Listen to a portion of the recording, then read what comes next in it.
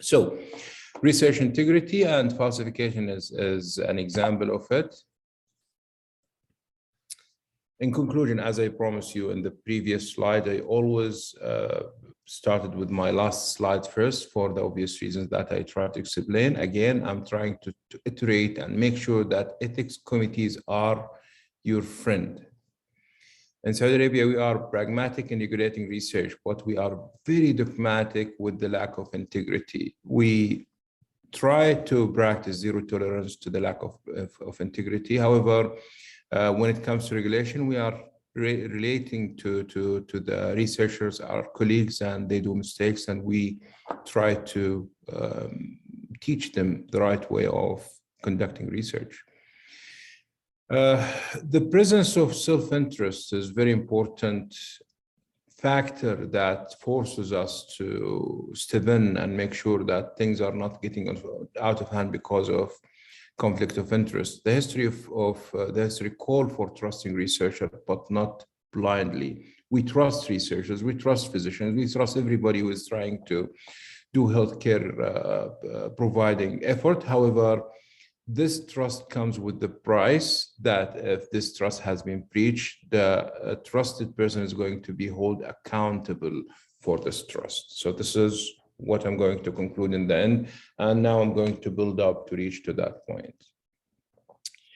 Again, do we need to regulate against falsification? Why should we care? Aren't we good enough as human beings, as Muslims, as people who's actually been raised by good parents or by good society or or got the right education of whatever the right education is about? So why do I have to regulate against falsification or misconduct in general?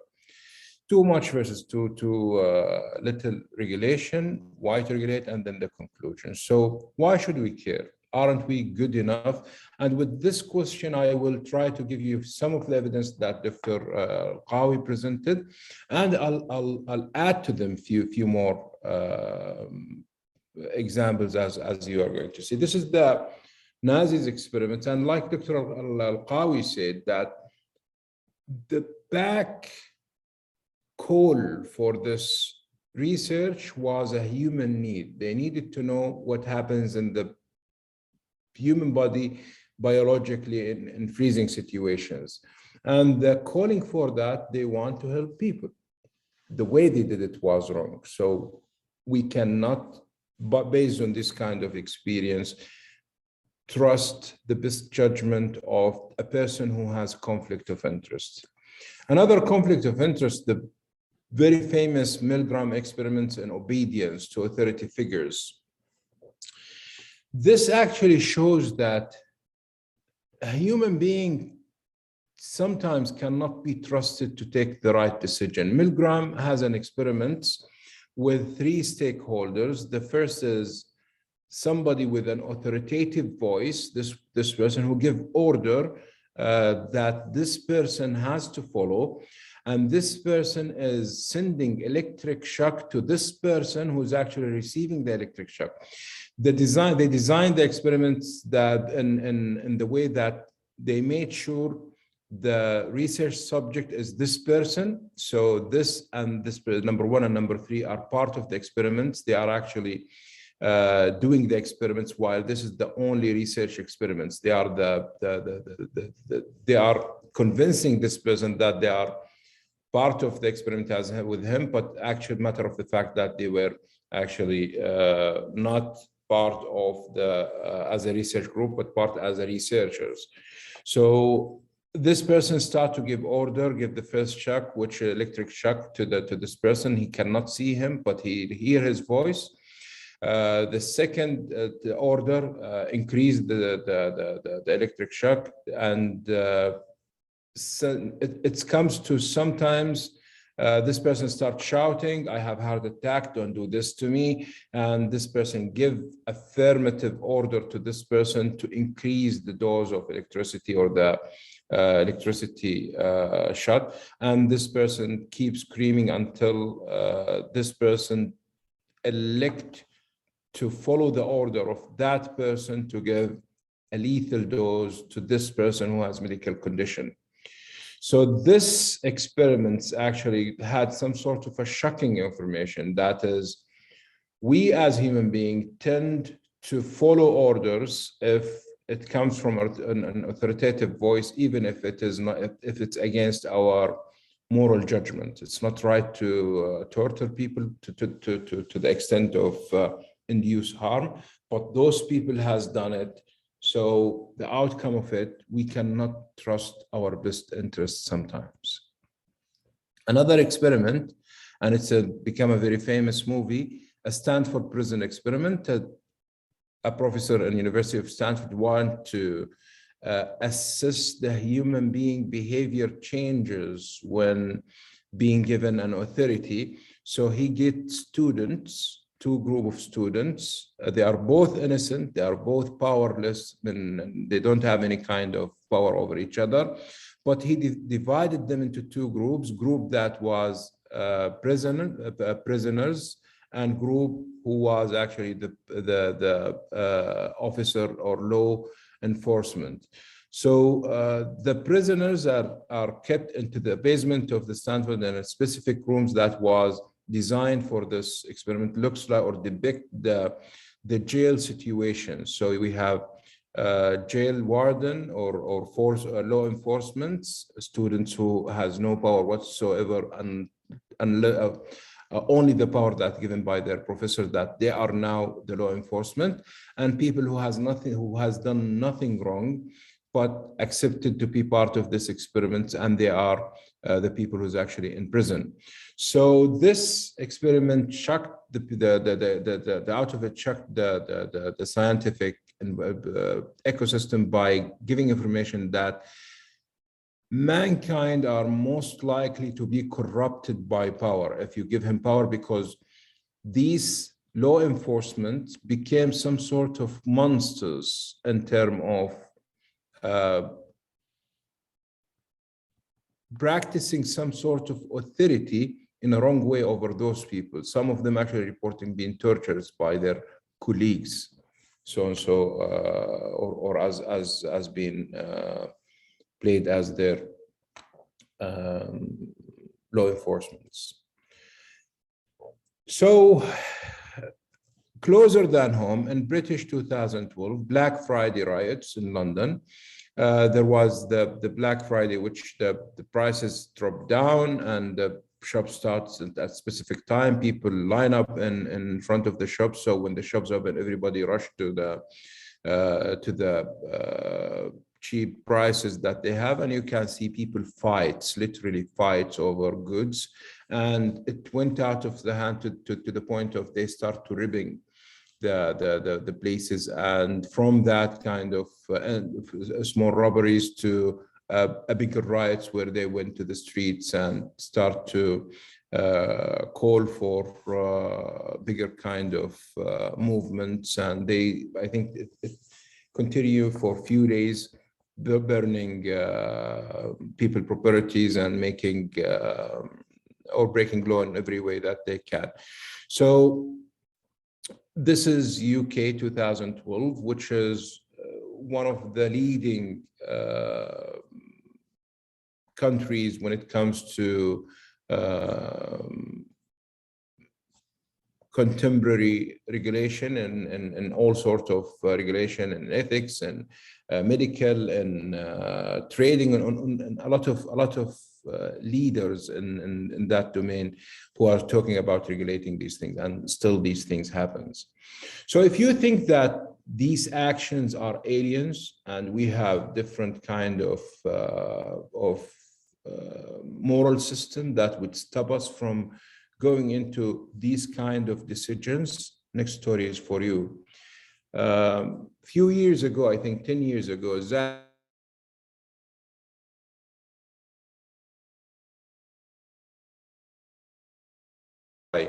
a gas transforming car which leaked, and then it was exploded tragically. So what happened is, there is a Zahid agency, car agency was under the bridge, and part of the damage, because the explosion was damaging, came to this place at a Zahid agency and exploded the premises. And part of the explosion was a very huge safe which has a lot of money. And here in the kingdom, Riyadh, a lot of people, Saudis and non-Saudis, rushed to that place to get the money that was actually revealed itself out of the safe of Zahid. So they committed theft when they could. All of these kind of behaviors give us some sort of a window of education of about ourselves. Are we innately good or bad? This is two philosophers.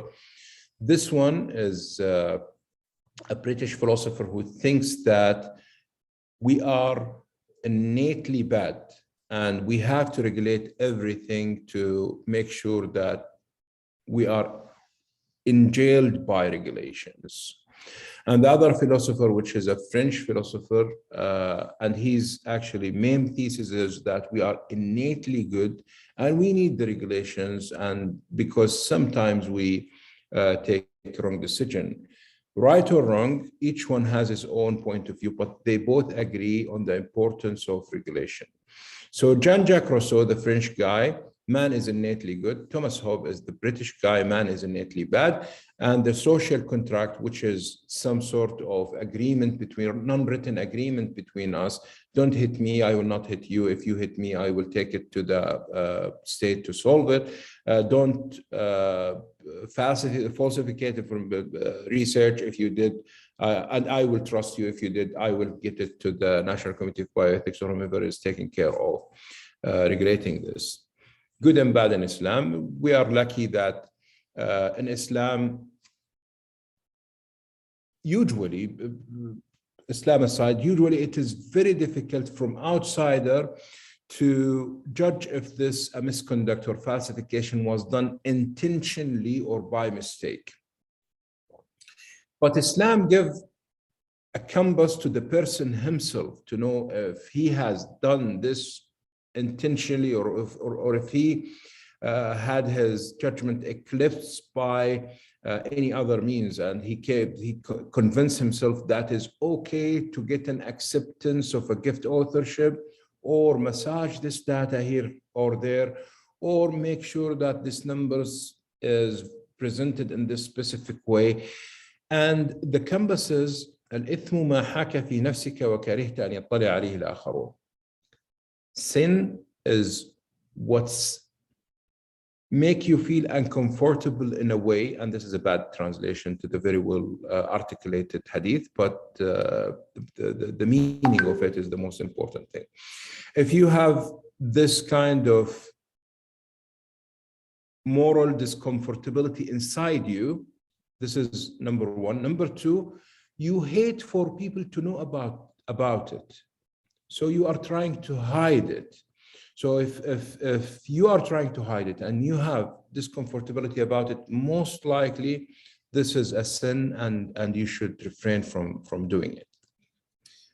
So what is research integrity? This is actually just a repetition to what Dr. Al-Qawi has presented. Research integrity means conducting research in such a way that allows others to have confidence and trust in the method and the finding of the research. It relates both to scientific integrity of conducted research and to help professional integrity of research. Let's take an example, actually a recent example. A lot of people are having some sort of hate feeling to the vaccine that's been used for coronavirus. And a lot of lay persons think that the vaccine was not done in the proper way of how vaccine should be done. Now, of course, this kind of allegation is not true to start with, but it has some sort of legitimacy because those people are expecting a specific regulation. The fact that they are not updated, that the regulation has been updated to accept the emergency use of any kind of substance based on تغليب المصالح, or overweighing the benefits of and maleficence. So they stopped on one very important fact, although they are wrong using it, but we are admiring this stop on trying to find some sort of systematic way of trusting the outcome of any research. Thus, they are looking for integrity. The fact that they are looking at it in the wrong way, or they are abusing the terminology to come up with political correctness outcome of the vaccine. But the fact that how the vaccine got accepted based on a short time of clinical trial and based on updated vision of what need to be looked into when we are looking into the ethics of it, was done based on the fact that we want to trust the process. We trust the physician, we trust the pharma industry, but we want to hold them accountable by making sure that they are following a specific steps, specific methods to ensure that what they have come up with is legit. Now, elements of research integrity: honesty, rigor, transparency and open communication, the care and respect of all participants, and accountability. These are the elements that need to be in each and every research to be called as research of an integrity. And falsification is one that's actually goes under the research misconduct, and it's defined as fabrication, falsification, or plagiarism, like Dr. Zuhair Al-Qawi have said. Now, again, Dr. Al-Qawi presented the fabrication as making up result to other output, falsification, manipulating research process, or changing or omitting data without good cause, plagiarisms, copying people or copying yourself even, misrepresentation, for example, misrepresenting of data, of interests, qualification or experience, whatever, breach of duty of care, failure to meet ethical and legal professional obligation, and improper dealing with allegation of misconduct. Now, what is not research misconduct? Honest error, honest difference in interpretation or judgment of data. These changes or errors are not, just a second, something happening here, intended to resolve bona fide scientific disagreement or debate. Misconduct must be committed intentionally, knowingly, or recklessly. Now, historical example of misconduct, like Professor Al-Qawi said, Mendel, the very famous priest who's actually did the famous genetic transformation of diseases between generation to other, and they think that the data was suspiciously clean. Louis Pasteur, again, like the Professor Qawi said, used a competitor vaccine, yet reported that it is his own.